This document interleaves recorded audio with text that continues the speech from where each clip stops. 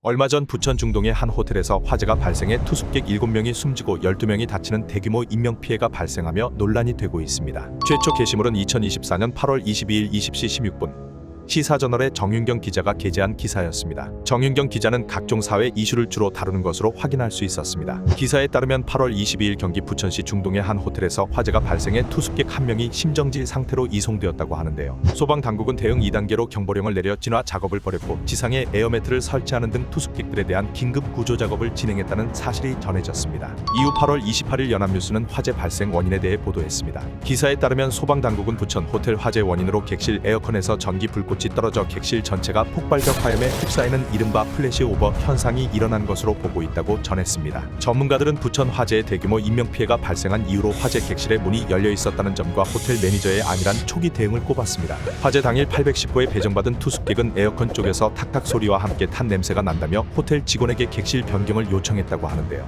투숙객이 화재 객실의 문을 열어두고 나옴으로써 화재 발생 후 불과 83초 만에 복도 전체에 유독가스가 퍼졌다는 사실을 확인할 수 있었습니다. 또한 호텔 매니저 가 7층 복도의 연기를 확인 후 신속하게 119에 신고했지만 투숙객들을 대피시키지 않았다는 점에서 안일한 초기 대응이라는 지적이 제기됐습니다. 안일한 초기 대응 논란에 이어 화재 당시 에어매트에 뛰어내린 남녀가 사망하면서 소방서의 구조 방식에도 문제가 제기되는 상황인데요. 8월 24일 뉴스원에서는 관련 기사를 게재했습니다. 기사에 따르면 부천 소방서는 화재 신고 접수 4분 만에 현장에 도착하여 호텔 외부 1층에 에어매트를 설치했다고 하는데요. 이후 7층 객실에 있던 남녀 2명이 에어매트 위로 떨어졌으나 에어매트가 반동에 의해 뒤집히며 끝내 숨진 사실이 전해졌습니다. 현재 에어매트가 뒤집히는 것은 극히 이례적이라는 전문가의 지적과 함께 에어매트 설치 오류, 유효 기간이 지난 매트 사용 등 각종 의혹이 꼬리를 물고 있는데요. 생명을 구해줄 최후의 보루로 여겨졌던 에어매트에 대한 믿음이 흔들리면서 앞으로 누가 에어매트에 몸을 던지겠냐는 우려가 커지고 있습니다. 또한 8월 27일 TV조선 뉴스는 화재 호텔이 자체 소방 점검에서 60여 건 이상의 불량 지적을 받아왔다는 사실을 보도했습니다.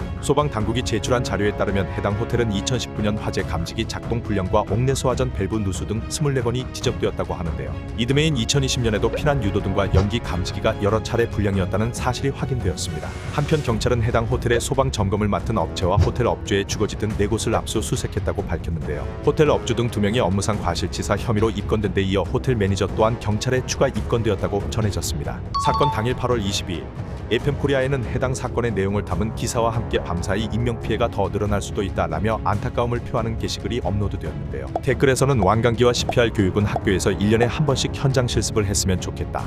에어매트로 뛰었는데 사망이라니 안타깝다 등의 반응이 이어졌습니다. 이처럼 부천 화재는 잘못된 사전 대비와 미흡한 사후 대응의 종합판이라는 비판이 나오고 있는데요. 전문가들은 화재 사고의 문제점을 면밀하게 파악한 뒤 고쳐가야 한다고 입을 모으고 있습니다. 여러분은 어떻게 생각하시나요?